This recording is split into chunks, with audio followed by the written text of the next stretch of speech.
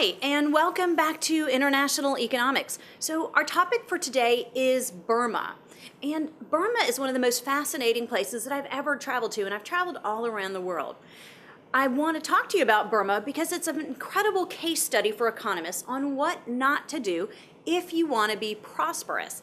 So as we go through this lecture, I want you to be thinking about institutions. Does Burma have good institutions, or does Burma have bad institutions? And what needs to change in terms of Burma's institutions in order to help them get on the trajectory towards increased standard of living and prosperity? So let's begin. Not to do if you want to prosper. But let's learn a little bit about Burma first. So Burma is a small country in Southeast Asia, and on the map you see it there in that orange color. I've got that big pink arrow pointing to it. But of course now we call it Myanmar. When I was there it was called Burma, and so I'm still in the habit of calling it Burma, so I apologize, but I'm really talking about what the country looked like historically when it was Burma and not referred to as Myanmar. As I said, it's a great case study of what not to do if you want to prosper. So as an economist, it was an incredibly fascinating place for me to be. Now, Burma was considered to be the rice bowl of the world.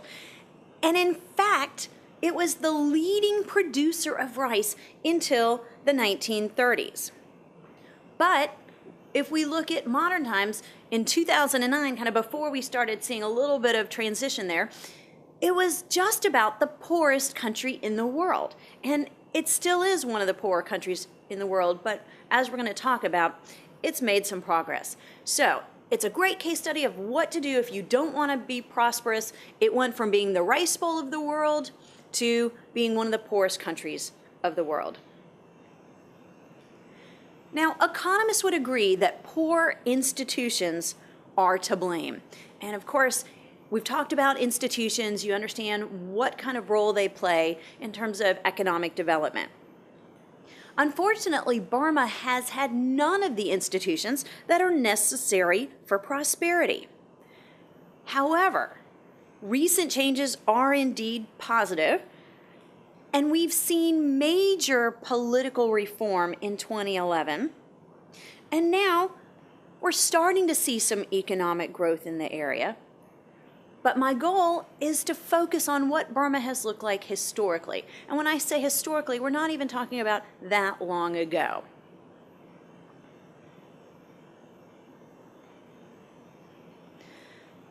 Burma is an incredibly diverse country. Only 68% of the population is what is to be considered Burmans. There's a whole bunch of other nationalities, including ethnic tribes. You've got the Shans and Karens and Rakhines. You've got a population of Chinese, Indian. You've got Mon, and then a random assortment of other populations. So it's an incredibly diverse area, and you may have even heard in the news about kind of problems on the borders between Burma and some of these ethnic tribes. We'll talk a little bit more about that. Burma, like some of the other Southeast Asian nations, is heavily Buddhist. 89% of the population is Buddhist. And like other Buddhist nations, it's essentially a state-sponsored religion. So that's kind of an interesting concept for us as Americans because we don't have any state-sponsored religion, and certainly try to have a very clear separation of church and state. So imagine being in a country where there's a dominant religion and it's the national religion, and the government basically is responsible for funding the religion. So in the picture you see at the top a very large reclining Buddha. This would have been a facility that was built and paid for by the government, and the government would have the responsibility for maintaining that as well. And they've got a ton of these types of sites, so it's really a very big, I don't want to call it a drain on the economy, but that in a sense is what it is. So huge amounts of money are used to maintain these enormous numbers of religious sites. And again, for a very poor country, this is going to be problematic. Now, children must serve as novice monks at some point from the ages of 9 to 12 years old. And that's what you're seeing in the bottom picture. You've got the novice monks, and they're wrapped in those maroon robes, which is what we see in Burma. You see orange in a lot of other countries. And you see the child there carrying his bowl. I'm not going to go into Buddhism a whole lot. That's saved for a whole nother class. But what you see is these children are walking early in the morning. They can only eat food that's been given to them, and people consider it to be a blessing to give food to a monk. So as they walk through the villages, people are going to put rice in their bowl, and they're not allowed to go, the monks aren't allowed to go buy food for themselves. Let's look at an economic picture of Burma, and we're going to look at GDP per capita. I'm using purchasing power parity, and these are the countries of Southeast Asia for 2015.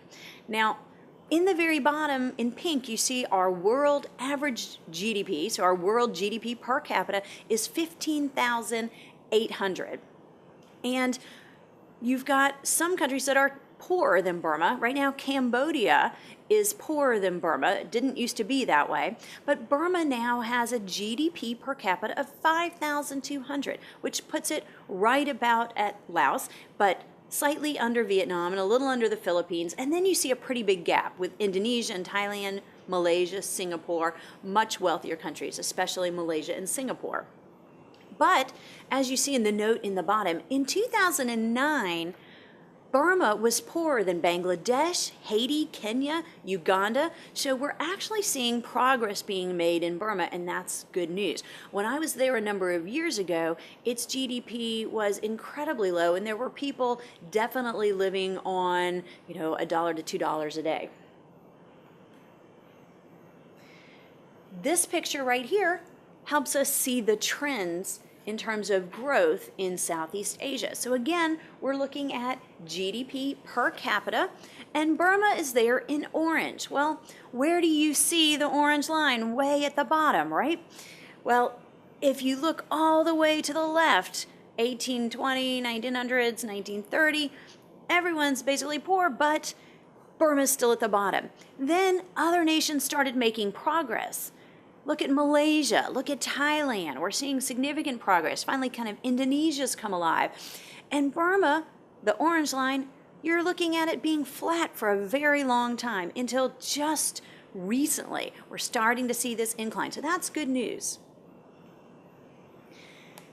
Right here is a list of the 20 fastest growing economies between 2010 and 2015, and look who's on the list. Now, of course, if you go 1, 2, 3, or 5 bars down, you see Myanmar, but again, Burma, Myanmar, same country.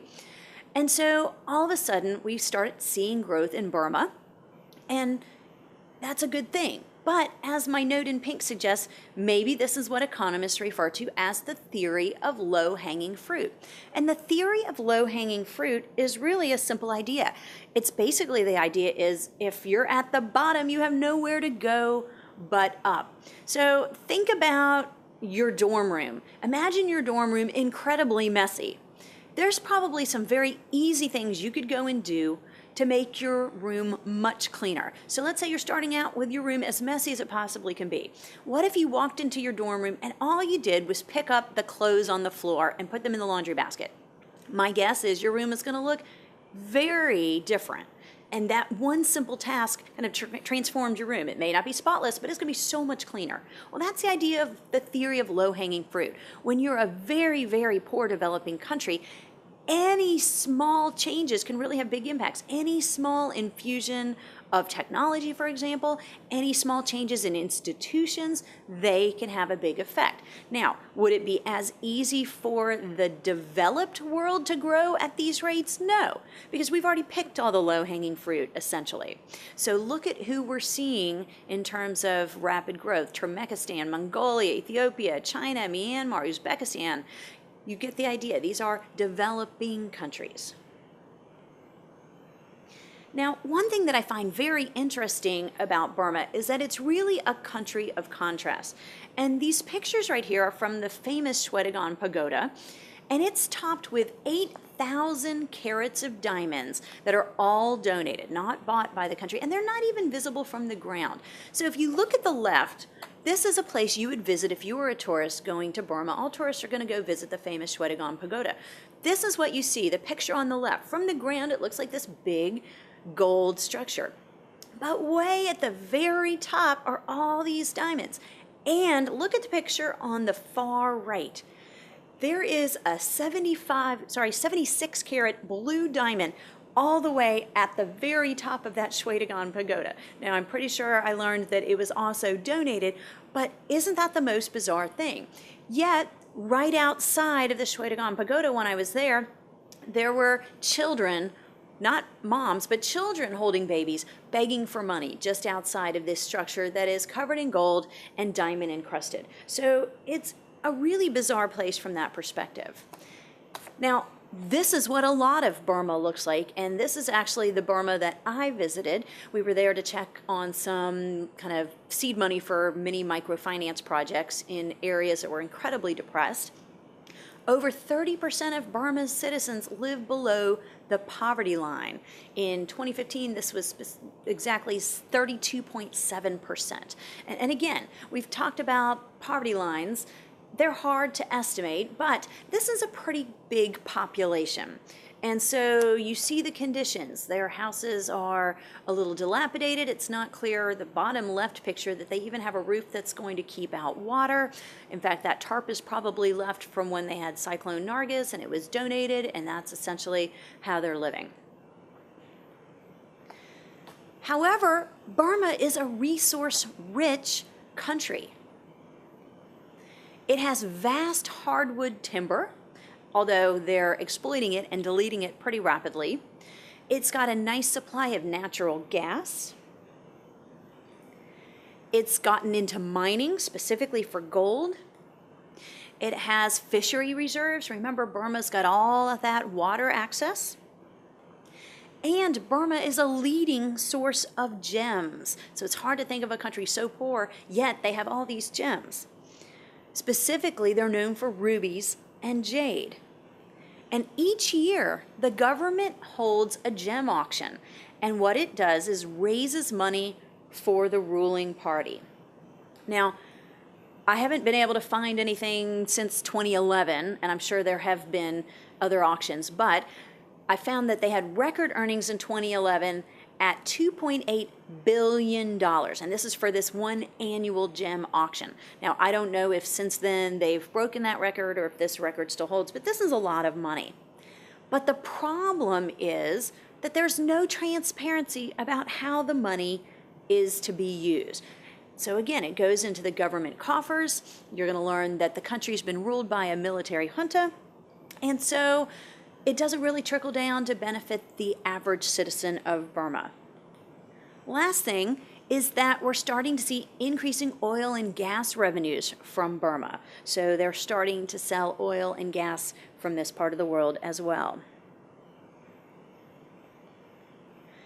Now, the information I just presented to you illustrates that natural resources are not sufficient for growth, right?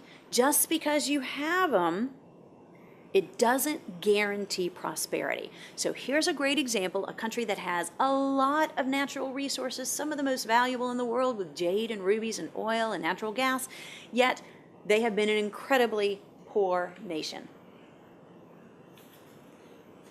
Nevertheless, despite the fact that there's all these natural resources, for much of the population, water and firewood are the biggest challenges. So what you see there on the left is those big water collection pots that have been provided by UNICEF. So it's been provided by a non-profit organization, not by the Burmese government. And so that's going to be access to water. And you see that they've got these covers across all the pots because otherwise you're going to start having insects breed inside. So the only way some areas have water is by collecting rainwater in these pots. Now, on the right, you see an example of a water project.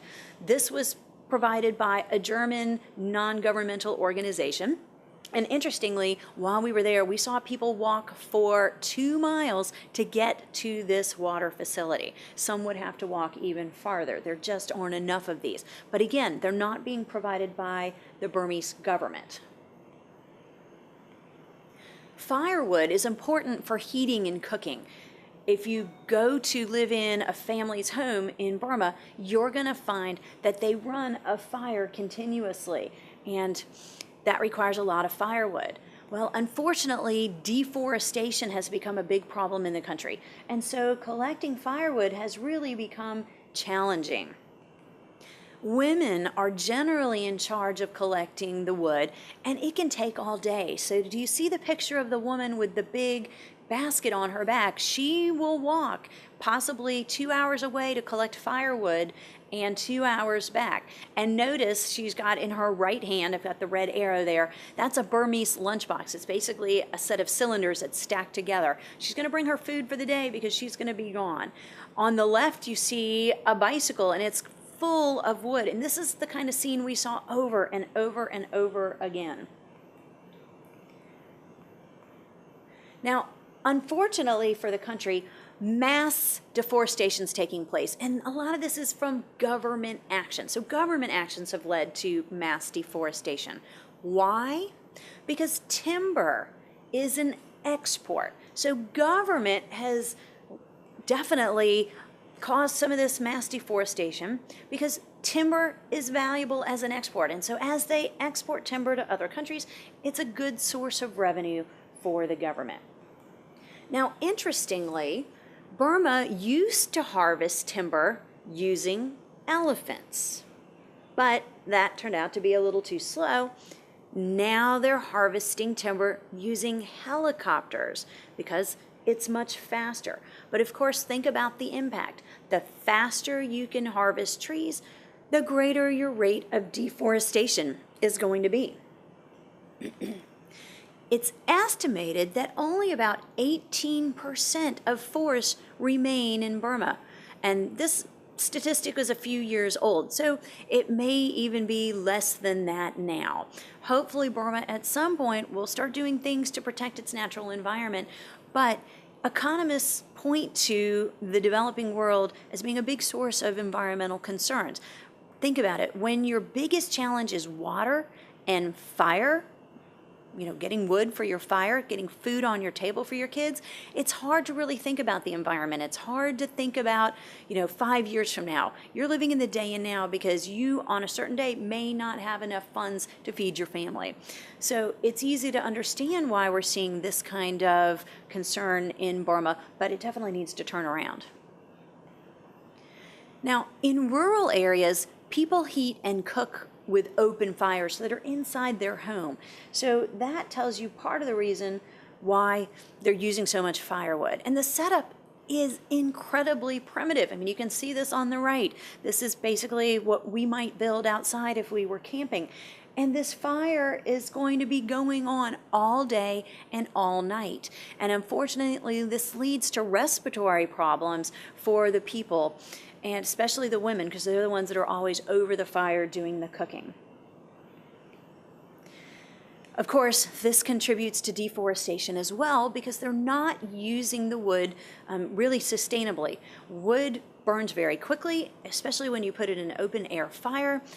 There's a lot of places in the developing world that are trying to move, of course, with the help of NGOs, trying to move towards other kinds of fires. I just came back from Guatemala, and they're using a new stove that, first of all, is vented, so you don't have these respiratory problems, but also the design makes it much more efficient for wood. And so if you're using a lot less wood, the families have a lot more time, they don't have to collect as much wood, and of course, it's better for the environment.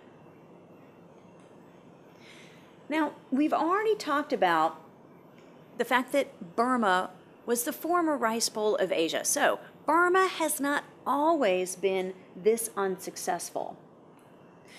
It was once, as we said, the largest producer of rice in the world up until the 1930s. So unfortunately now it produces very low quality rice with low quality inputs. So they're still a producer of rice, but it's not high quality rice. Of course, since it's not high quality rice, there's little demand for Burmese rice. So they've taken what used to be an export strength, and somehow that market has been completely decimated. Now, I have to point out that this is at a time when the global demand for rice is on the rise. So the demand for rice is on the rise globally, but there's very little demand for Burmese rice. So that really sheds a lot of light and puts it into perspective, that they're basically growing horrible quality rice simply for their own consumption. 70% of Burma's population is in agricultural production. And unfortunately, it doesn't pay very well. Many rural people make enough only to put rice on the table for their families. So this really defines this idea. We see signs, I will work for food. Well, many people in Burma are simply working for food. Now, if you look at this picture right here, you see a little boy in a boat, and what he's sitting on is bags of rice. You see bags of rice everywhere in Burma. And for most of these families, what they're going to have for dinner is rice. Now, they might add a little bit of vegetable that they grow behind their houses, but essentially they're working for food, and food would be a bowl of rice. So what has happened in Burma? What has caused Burma to decay so drastically?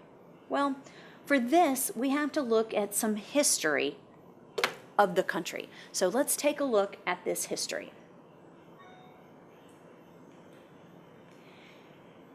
In 1962, Burma started being ruled by a military junta. So that's essentially a military dictatorship.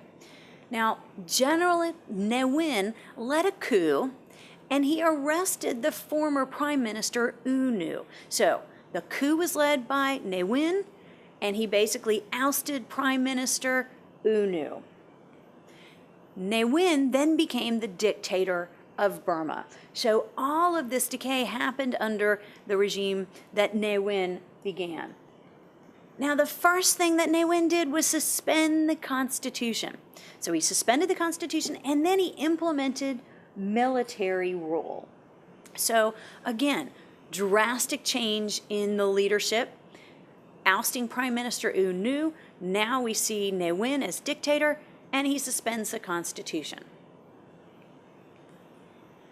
Now, Ne Win issued the Burmese Way to Socialism. The Burmese Way to Socialism was a 28-point manifesto, and it basically replaced the original constitution. Burma became a one-party state, so there's only one ruling party, no other parties recognized. And more importantly, foreign companies were forced to leave. So there were a lot of other companies that were operating in Burma, but he forced them all out. Now remember, as they leave, they take their jobs with them, they take their technology, their capital, their know-how. Certainly not a good move. But to try to retain the benefits from those foreign companies, their assets were nationalized.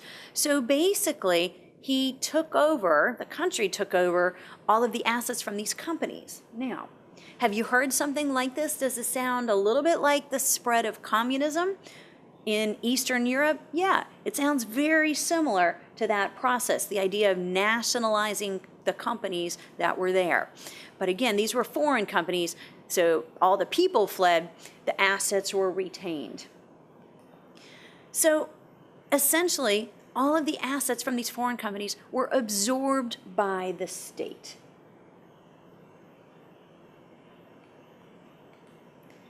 Now, Ne Win promoted the idea of isolationism. So what he then did was cut the country off from the rest of the world. And he really relied on his military. Ne Win used the military to crush his opposition. So he promoted isolationism, he cuts off his country, he uses the military to give himself a lot of power. Now, there have been active insurgents. So these are going to be people who have risen up against the military dictatorship. But again, it's a little difficult to do because Ne Win's got the power of the military behind him. And government has used a lot of resources in attempt to cripple the insurgents. I'll give you some examples, but imagine what's going on. So we're in the 1960s, and all of a sudden we move to a dictatorship in Burma, and it's isolationist, and companies that are foreign get pushed out, and all their assets are taken. And you've got this incredibly powerful dictator that has the force of the military behind him. Very different situation than where they were before this. Now, here's some examples of the things that Ne Win did to try to quash insurgents. In some areas where we were traveling, because we were a little off the beaten path, I wasn't really there as a tourist, we found roads had completely decayed. And we were asking, God, what has happened to these roads? I mean, they were just almost impassable. I remember at one point we all had to get out of the van, and the van had to try to go through a field. We didn't even know if we would make it. Well, what we were told, what was explained to us, is that in areas where insurgents are active, the infrastructure is just allowed to decay. So basically what we were being told is the reason that this road had completely crumbled is that it was an area where insurgents, people who are rising up against the military junta, were operating. And so the government simply neglected those communities, and roads were decaying, all kinds of other infrastructure was falling apart. In a sense, it was a little bit of a punishment for those communities that were housing insurgents. It was also a way to limit their movement. So if the infrastructure is horrible, then it makes it very difficult for the insurgents to be incredibly mobile in that area. Unfortunately, armed struggle became a way of life in parts of the country. In addition, there are lots of interesting rumors about the leader, Ne Win. And my favorite, for example, it's rumored that he bathed in dolphin blood to retain his youth. You're going to find that all over the internet. Who knows if it's really true, but that's kind of a weird rumor to have about yourself. So again, military backing for this guy. You've got this insurgency movement. You're doing your best to quash it. There's armed struggle in a lot of areas, especially in the ethnic regions where you have the ethnic tribes. So life in Burma has completely changed at this point. Now, more recently, to jump ahead, free elections have been held.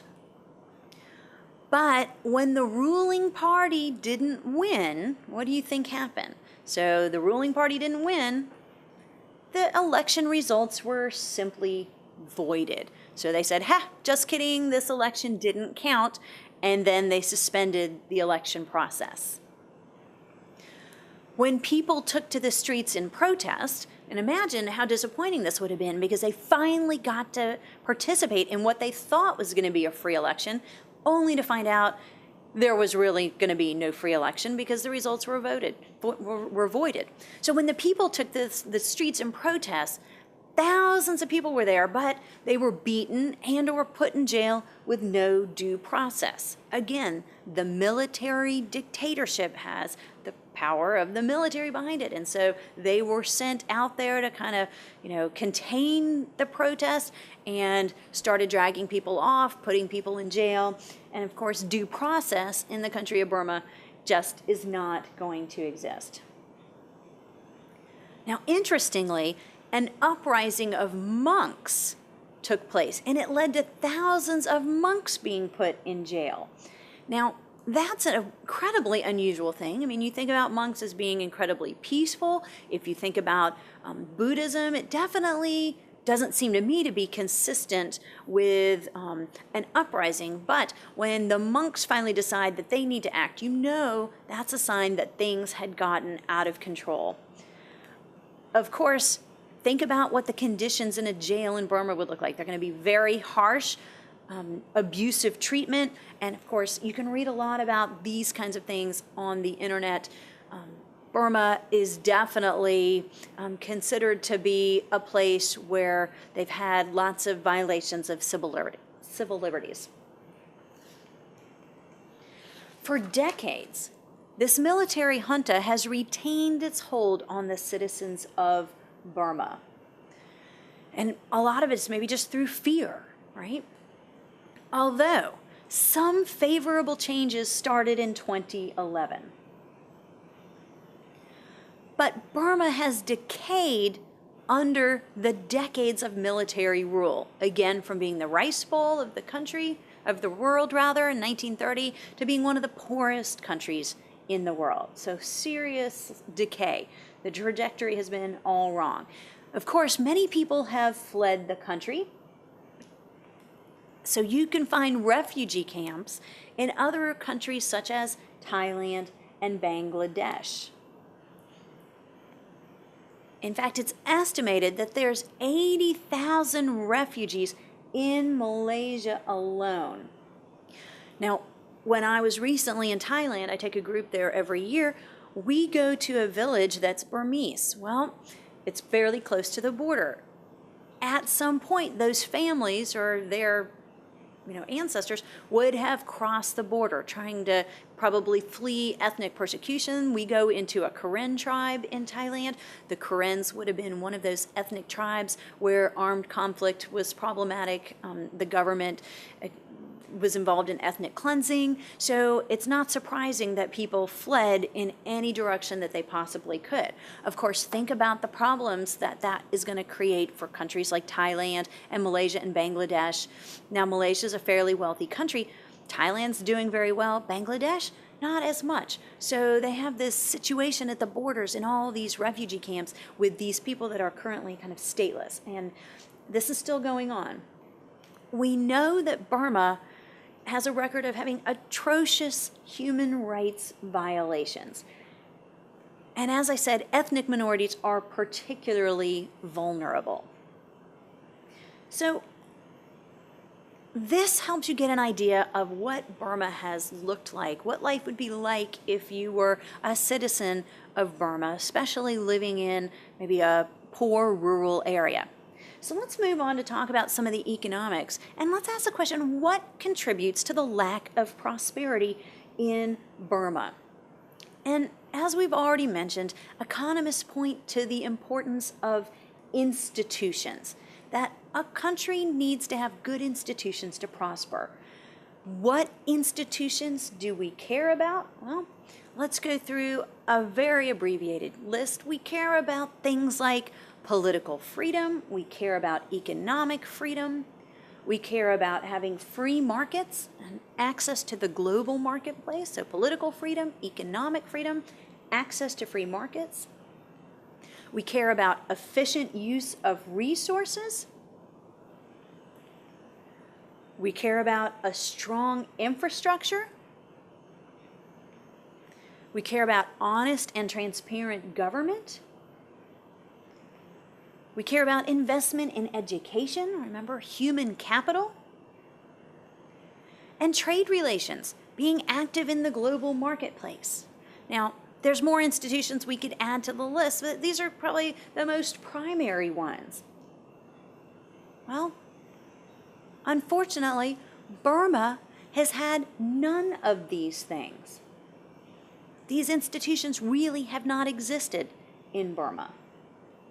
So let's take a look at some of these items. Let's start with economic freedom. So the Heritage Foundation has an index called the Economic Freedom Index, and I've got it for 2010. We could update it a little bit. The results aren't going to be that different. But this is a ranking system that you get a score, but a higher score is better. A lower rank is better. So higher score, lower rank. Well, let's look at where Burma is. Burma is ranked 174. A lower rank is better. This is a really high rank. So it's number 174 out of 179 countries. And it has a score of 37.8. Well, this puts it in the range of being repressed. So when it comes to economic freedom, we would say that Burma is a country that is repressed. Its citizens definitely do not enjoy much in the way of economic freedoms. We also know that there's a lot of corruption and human rights violations. Burma is characterized as being incredibly corrupt, and it has had a clear lack of transparency in its government. To look more at corruption, we can look at the Corruption's Perceptions Index. Well, Burma rates 176. Now again, this is 2010, and hopefully things will change, but the data right now is not going to be much different. So 176 out of 179 countries that are ranked, that puts them almost at the bottom. Burma's rank puts it close to Sudan, Chad, Afghanistan, Somalia, and Iraq. Well, not very good company to keep, I think. The good news is that the ratings are starting to improve very recently because, as mentioned, we're starting to see some progress in Burma. I'm going to talk a little bit more about that progress. And the key thing that has happened more recently is that the military junta was dissolved in 2011. So we are starting to see some progress in Burma as it starts to transform away from this military junta.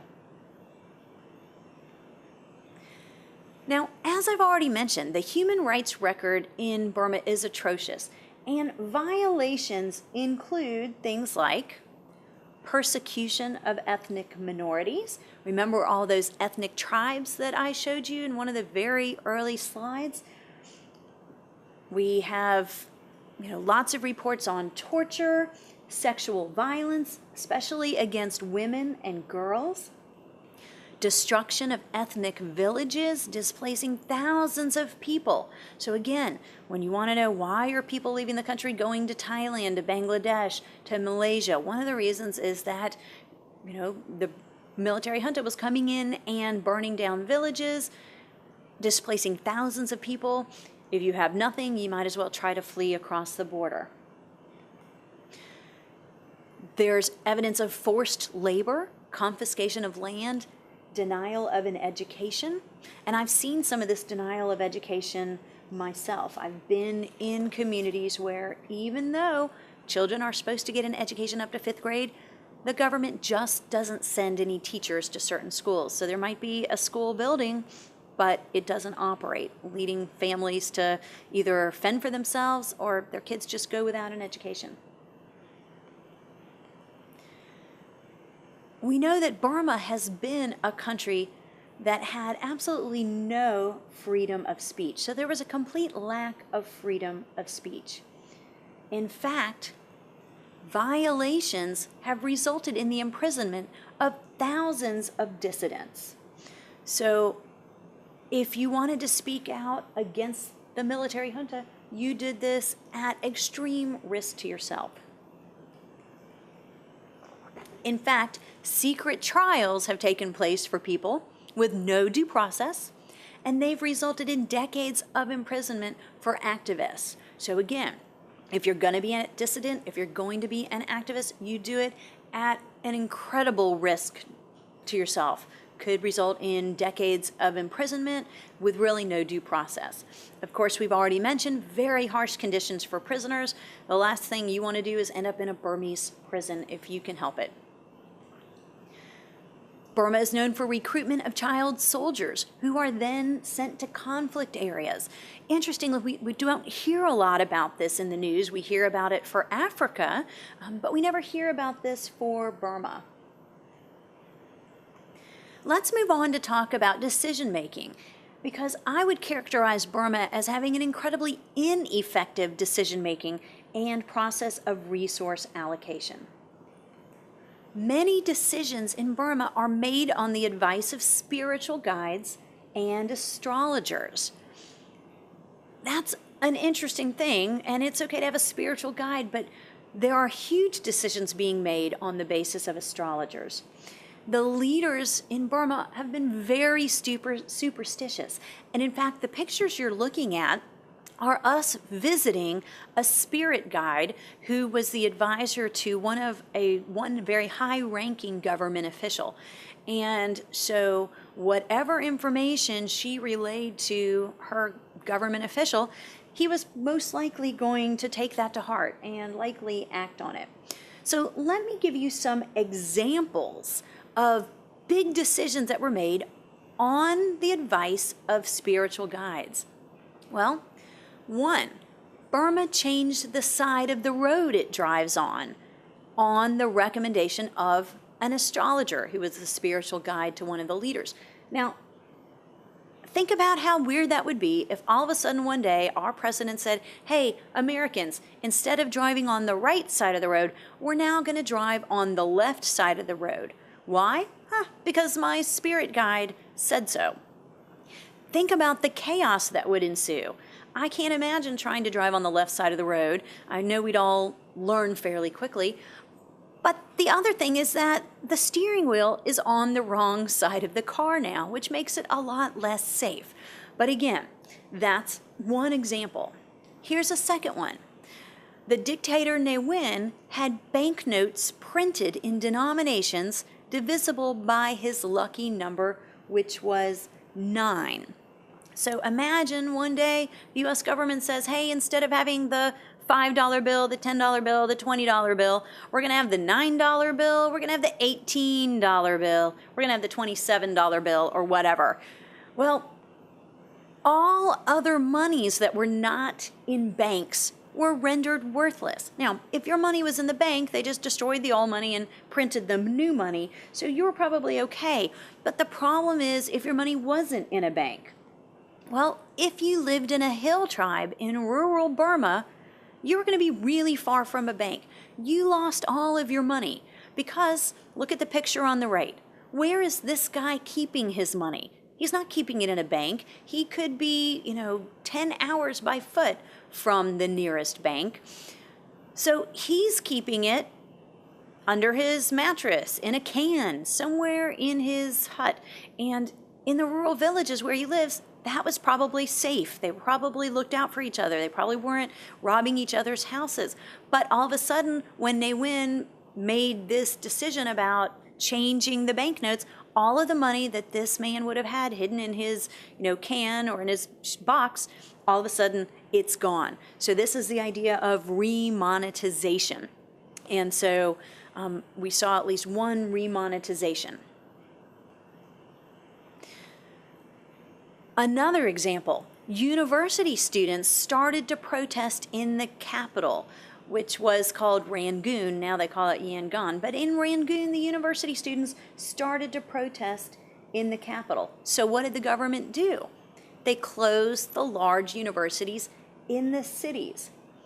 Well, imagine if Richmond students started to protest and all of a sudden now we close down Virginia Commonwealth.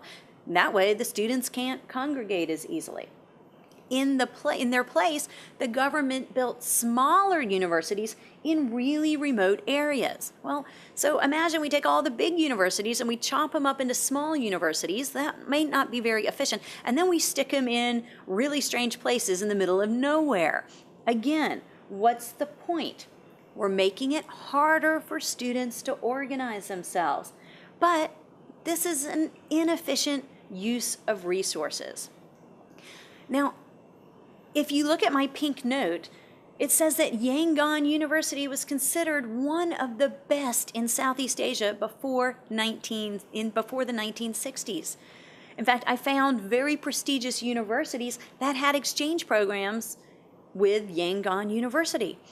So it had an incredible reputation in Southeast Asia.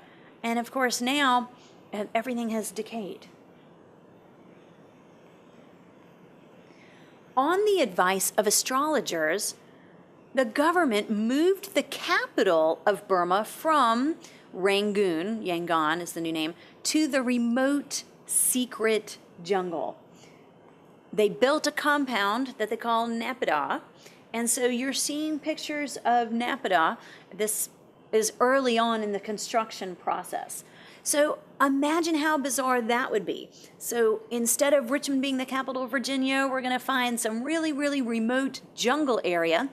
We're going to clear it. We're going to completely rebuild. But to do it, they destroyed a nearby Karen village. And so they went in, basically burned the Karen village to the ground, and displaced all the members of the Karen tribe. So again, why are people fleeing Burma? Because this is the kind of treatment they have. So you've just lost your village, why not try to get over the border and get to one of the neighboring countries? Now, Naypyidaw has fountains that are lit 24 hours a day. So it's quite extravagant. It's very expensive. It's incredibly fancy, as the pictures suggest. And interestingly, it has restricted access. So unlike our ability to just go to, walk around Washington, D.C., well, here you can't get into Naypyidaw. So if you have government business, you would be able to access it, but otherwise it would be very difficult. So let's move on to talk about markets. Of course, economists love markets. Well, interestingly, in Burma, markets are not free. Now, that's really not all that surprising. Because they don't have free markets, they really have rationing. Gas, for example, is rationed to 1 to 2 gallons. And I apologize, but I can't remember if that was a day or a week. And so what happens is this leads to black markets.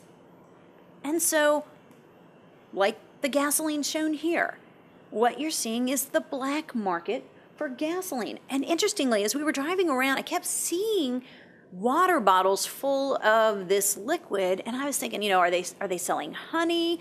Is it, sugarcane juice? Is it, palm oil? Turned out it was gasoline. So there's a thriving black market for gasoline, and our van actually pulled up, and this is where we got our gas rather than some normal gas station. Well, government officials and members of the military can make money this way. So basically, they get control of the valuable resources in the country and sell them on the black market. And as I said, I saw these little bottles everywhere before I figured out what it was. And, at the time, I didn't know what I was seeing until much later. But anyway, markets are clearly manipulated. They're not free. It results in shortages and black markets, and those black markets are a way for government officials and military personnel to basically line their own pockets. Let's move on to talk about the monetary system. As you see in the heading, the monetary system is an absolute mess. Now, let me explain. So, the first thing is that exchange rates were completely manipulated by government. So any good international economics class is going to talk about how exchange rates are set. And they're basically set by things that are market forces. But in Burma, the exchange rates were completely manipulated by government. They had an official and an unofficial exchange rate. An official and an unofficial exchange rate, both simultaneously. Now, the government sets the official exchange rate, but it's not really through economics. You might have heard of China kind of sets its own exchange rate by pegging an exchange rate to the US dollar. That's not really what we're talking about. We're talking about kind of them just making something up. Almost like somebody says, I know, let's let the exchange rate be 8, or hey, maybe we should make it be 9, but it's not really economically sound. So the official exchange rate when I was there in 2005, and I'm going to use these numbers because it was so bizarre, it was $1 equaled 5.6 chat. So that's how you pronounce their currency, the chat. So the government set official exchange rate was $1 equals 5.6 chat. But this is not a realistic exchange rate. So when exchange rates aren't realistic, black markets emerge. So the black market exchange rate, which would be set by the market, was $1 equals 1,305 chat. All right, so think about this for a second. Government says a dollar is worth 5.6 chat. The black market, which is a market, says a dollar is worth 1,305 chat. So incredibly bizarre, this idea of government setting this official exchange rate. Now, going back to the government's official exchange rate, if we convert it, a dollar equals 5.6 chat, then 1 chat is going to be 17.9 cents. So it would take us 17.9 cents to buy a chat at the official rate. But the black market rate of a dollar equals 1,305 chat, well then 1 chat is going to cost us 0.00077 cents, right? A fraction of a penny, right? A fraction of a penny. So guys, think about it. Which would you rather have if you have to buy chats to be able to move around in Burma? Would you rather pay 17.9 cents a chat, or would you rather pay 0.00077 cents? So think about what's going on here. What's happening is that government is overvaluing Burma's currency. And not by just a little bit, but a lot, right? The government is saying a chat's worth 17.9 cents. The market says it's way, way, way, way, way less than that. So government's overvaluing the chat. And again, as I said, by a huge amount. Now, when my group was there, we had to exchange money in the black market. But I don't really know what that entailed. Basically, what happened for us is we went to lunch. We were sitting there. I remember it like it was yesterday. We're eating a plate of fried rice. Our host asked us how much money we wanted to exchange. We really had no idea because we didn't know how much money would buy there. So we each took $100, gave it to our guide, who is Burmese, and he ran off somewhere. And then he came back a half hour later with chat for us. But he went to the black market because really we'd have no choice. If we exchanged money in an official capacity, like at a government bank, our money would have been completely eroded. Our $100 would have been converted to just about nothing, right? Think also about how hard it is to do business here when you have this weird, crazy official exchange rate. It would be very difficult to do business. So let me give you an example. Let's talk about our tour guide, because there are tour companies, much more now, but there are tour companies that have been operating in Burma, and so we had a partner who helped us get around to the different areas. Now, if we wire transfer money to him in Burma, then we have to go through a state bank. So if I'm going to wire him money, let's say I decide that I'm going to take a group of Longwood students to Burma, and at some point I will. So I want to wire transfer money to this tour guide.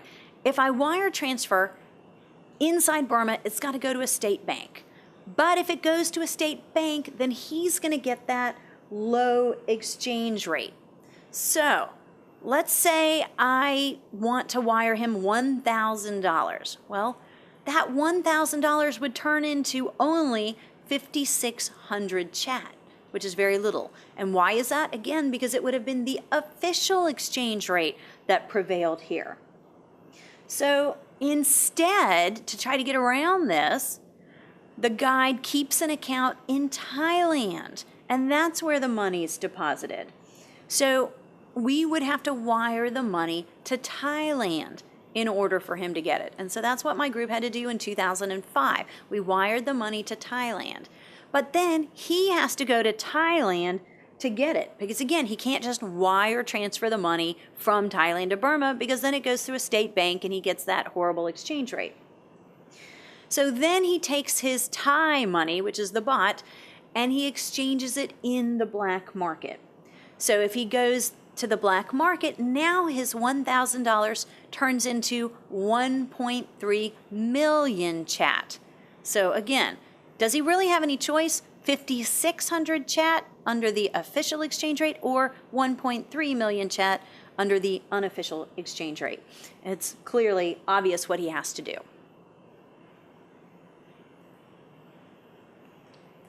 So let's move on to talk about Burma's infrastructure.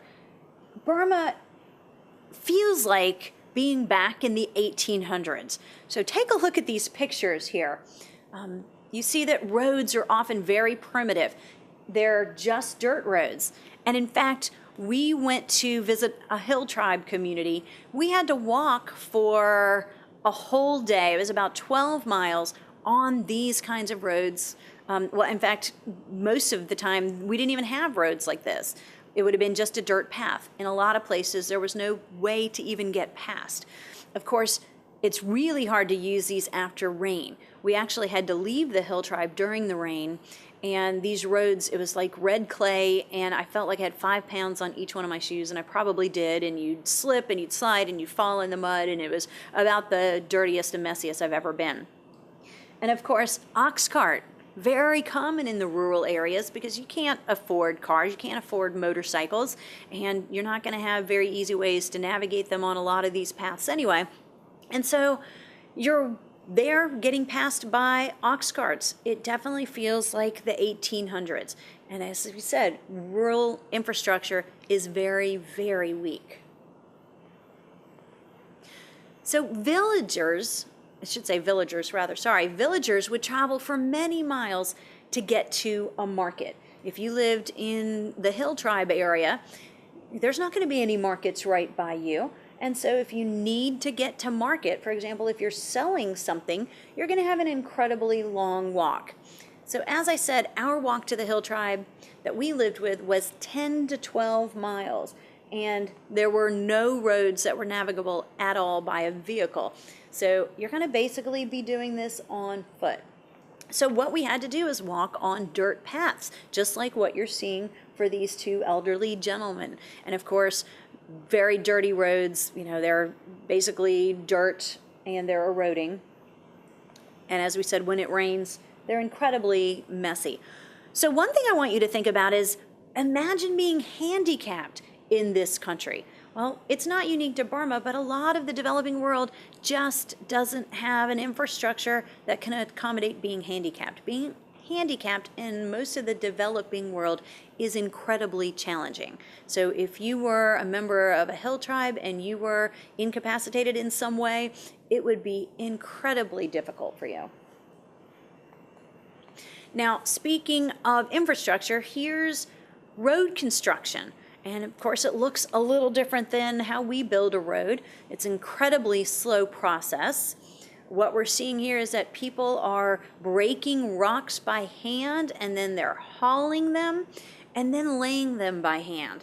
So I think what we're seeing right here is on the left, you see women with baskets. They're carrying rocks that they've broken, and the people in the middle of the picture are laying those rocks by hand. Rock breakers work for about 10 hours a day.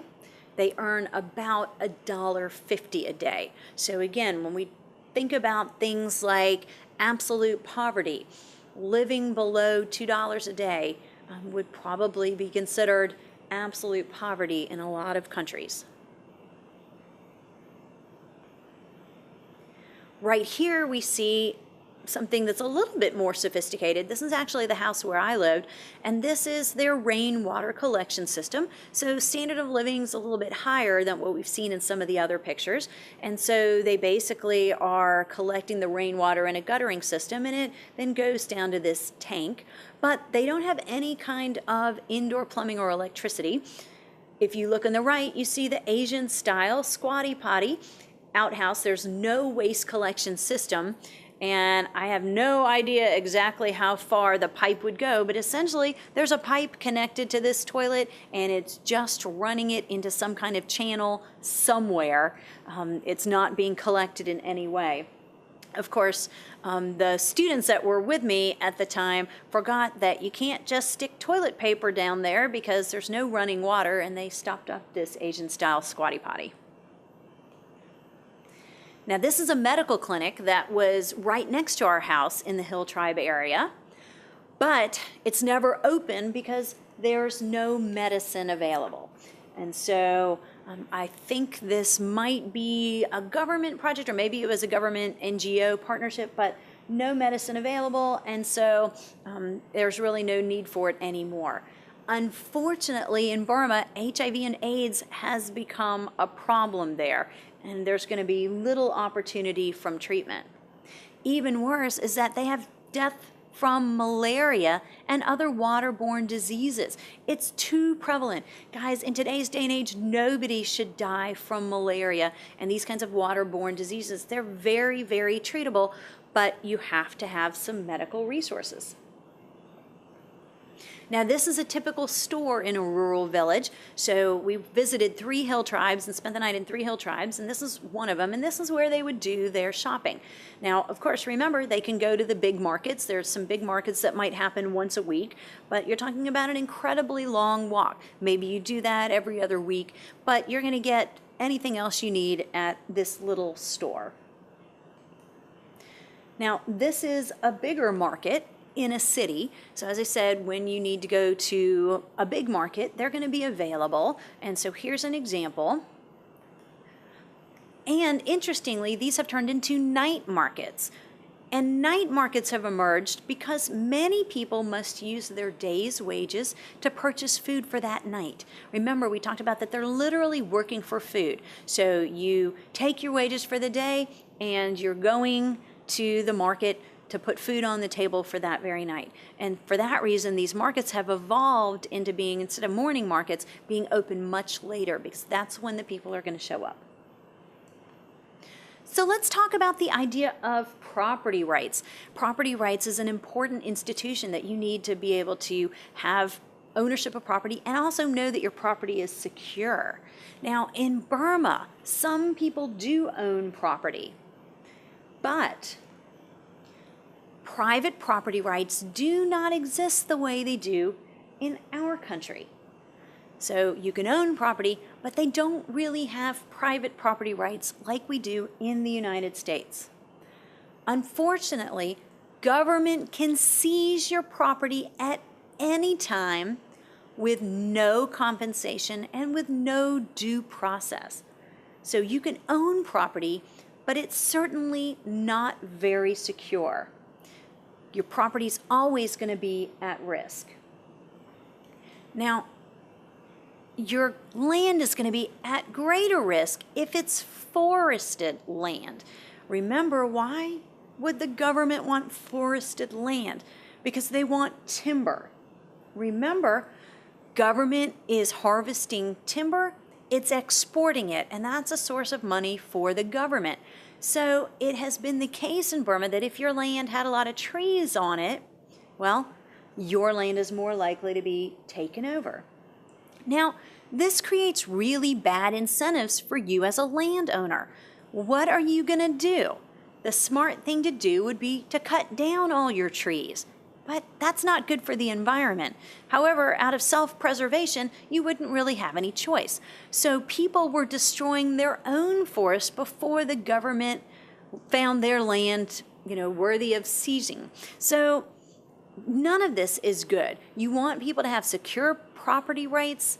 You don't want government to be able to seize property. Of course, we have eminent domain in our country and government can seize property, but there is a process and you have to be compensated.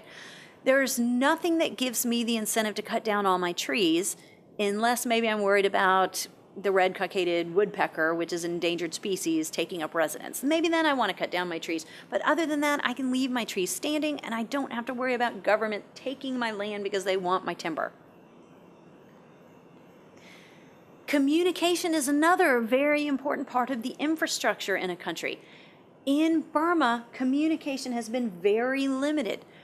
Government has limited cell phone use. And in fact, it's so restricted that they literally have been running a lottery to determine who will receive licenses.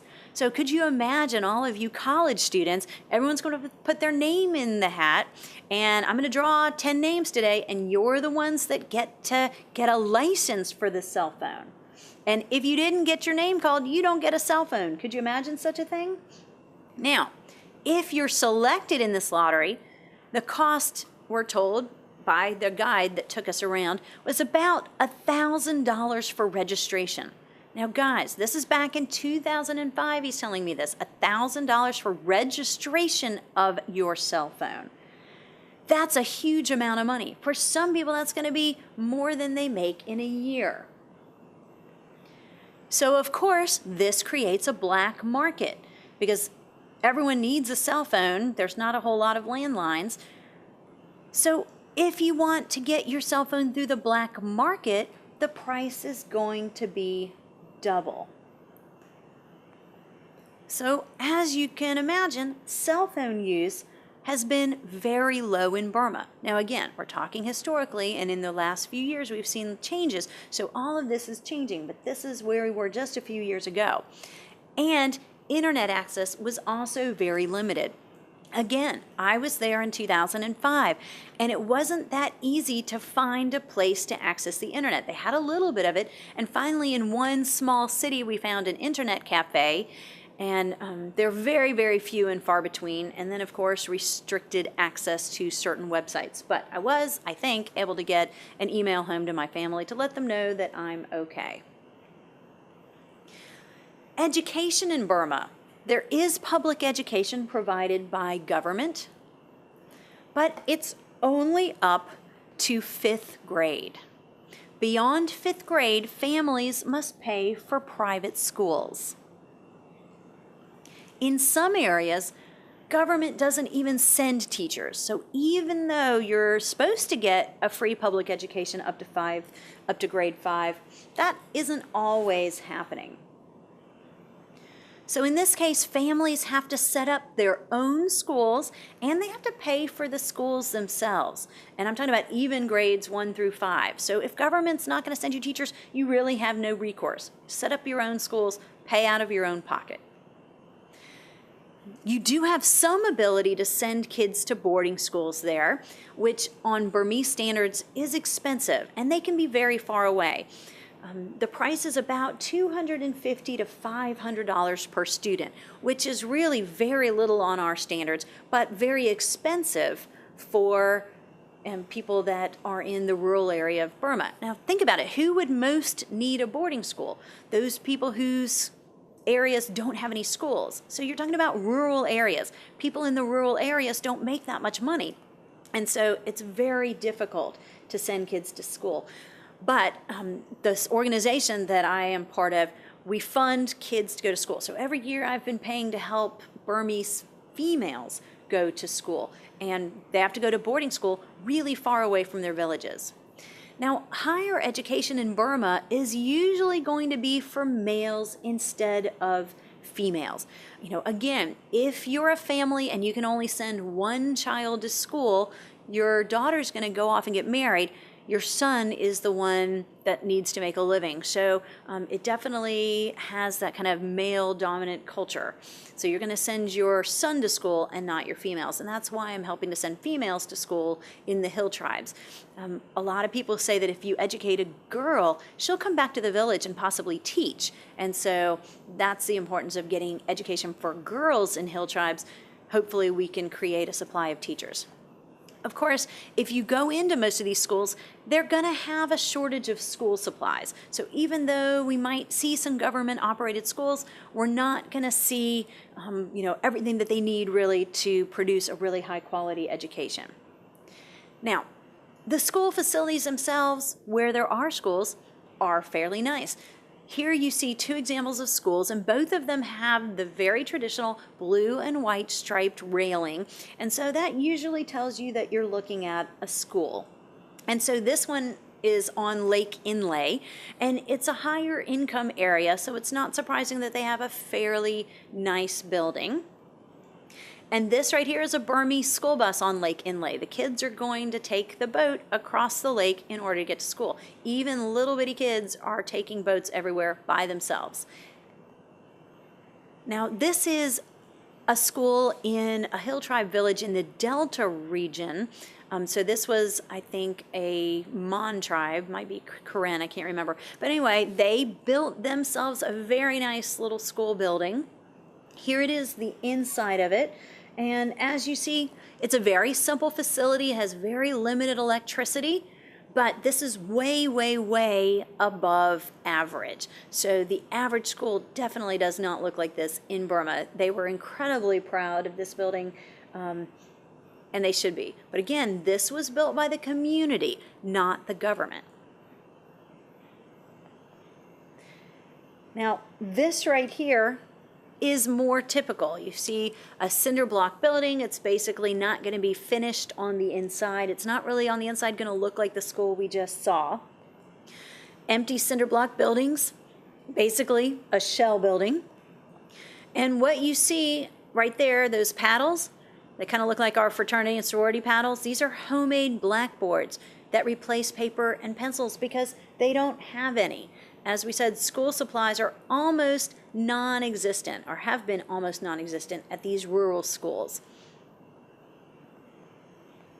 Now, this is a private school held in somebody's home, and as we said, even though education is a right up to a certain age, we're just not seeing teachers sent. So this community is one of those communities that teachers weren't being sent, and so they decided to make it work. So you just find ways to make it work when you don't have what you need.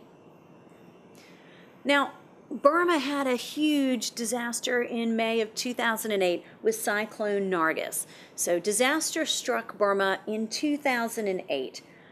The government knew the cyclone was coming, but there was no ability to warn the rural villages because there's no system of phones, no system of radios, no communication systems in a lot of Burma at all. The death toll from Cyclone Nargis is estimated at about 150,000. Unfortunately, it created mass starvation and homelessness. And the stories you hear from families were awful. Locals told us stories about hanging onto trees for hours as they watched the water carry away their friends and family members, and there was just nothing that they could do. So imagine watching your child get swept out in the water and being completely helpless. Now, this cyclone took place in the Delta region where rice production is key. So imagine what happens. You've got all this saltwater contamination. So it left the rice paddies destroyed because of the salt water. And the locals told us about dead bodies and salt water contaminating all of their water resources. So it was an absolutely horrible situation in Burma, and the Burmese government had no ability to warn the rural areas, and then they didn't handle it very well in the aftermath. Burma's government was very slow in getting help to the Delta region that was affected. And interestingly, they also turned away much of the foreign aid that was offered. Again, remember, they've kind of got this policy of isolationism, and they didn't want to have to get money from the West. So they didn't want financial assistance from the West, from countries in Europe, from the United States. So what happened is they denied visas to disaster relief experts from other countries who were coming in to help, and Burma basically blocked their entry into the country. For those that they did let in, they restricted travel of aid workers within Burma. So these aid workers, when they finally were allowed in, weren't allowed to get to the areas where they needed to be helping. After 2 months, it was estimated that 700,000 people still had received no assistance from the Burmese government or from anybody. Now, eventually, disaster relief organizations were allowed in, but the point is that it was very, very late in the process, causing a great amount of suffering that didn't need to be taking place. Now, in this village right here, this is one of the villages where we spent some time, 2/3 of the children died in Cyclone Nargis and 1/2 of the village's adult male population. So as you can imagine, these communities in the Delta region live in fear of there being another cyclone and having a repeat of what had already happened. So they're most interested in getting some kind of elevated structure that they could go to, kind of a safety building. Again, the organization that I was there with doesn't provide that kind of aid. We were there to look at microfinance projects that they had been working on, things like raising pigs and making fish paste, things that would create an income stream for the women who were left behind after the men died. But they have every reason to be concerned about future cyclones, given how poorly the first one or the last one in 2008 was handled. let's talk about the embargo situation. The United States and other nations have had a complete embargo on Burma. And so what that means is we've imposed economic sanctions on Burma. It's really an economic sanction against the military junta. But again, this is going to affect everyone in Burma. So we don't trade with Burma at all. No trade is allowed at all. Even right now, as I record this lecture, in 2016, we are still currently not trading with Burma, although we're thinking about it. So what this means is that when you visit Burma, your credit cards don't work because our banks can't operate there. And it means your cell phones aren't going to work because companies like Verizon and US Cellular can't have cell phone towers in Burma. You have no access to ATMs for money because, as we said, your credit card doesn't work, so you can't stick your credit card in. And you're not going to find any American products or any American companies there at all. So that's one reason that Burma seems incredibly foreign. You can go to Thailand and China and find Walmart and Kentucky Fried Chicken and McDonald's. You're not going to find any of this in Burma because no American company is allowed to be economically connected to Burma in any way. Now, some researchers suggest that our policy of having this complete embargo is a bad idea. Well, why? First of all, it's done nothing to help the citizens of Burma. Probably just makes them worse off. Our embargo hasn't achieved any of our foreign policy objectives. Again, now we're seeing reform, but we've had this embargo in place for years and it didn't help us topple the military dictatorship. What it did do is give more power to China in the region. Why? Because China is willing to trade with Burma. And if you're one of the only countries, I think India and China are really the two only big major trading partners. So if China is one of the only games in town, they have a lot of leverage over Burma. So Burma is going to do whatever China says. They're going to negotiate basically only with China. Of course, our embargo and the embargo of the other countries has eliminated any Western influence that we could have had in the area. So that's also a concern. And it's eliminated any ability to influence the ruling regime. So when we have no presence in Burma, we can't have any influence over them. Now, of course, we're seeing changes right now. It's 2016, and we've started to see some changes. And I'll tell you about those in a moment. But for decades, we've had this embargo. And as of right now in 2016, as I said, we still have the embargo right now. But we're talking about possibly opening up trade. Now, here's interesting headlines. And this just gives you a sense of how ridiculous things are in Burma. About the same time as the cyclone that took place in 2008, you saw the following headline: Burma general considering Manchester United buyout. I hope you're scratching your head. Basically, the junta leader at the time, Than Shwe, thought about spending $1 billion on purchasing the Manchester United soccer club. Why? Because his son, I think it was his son, liked football. But now remember, this was despite the country having been just devastated by Cyclone Nargis. So imagine being in a country where people's lives are devastated, entire communities have been destroyed. You've got huge problems with food shortages, but you're thinking about buying Manchester United? Again, why? Oh, it was his grandson, that's right.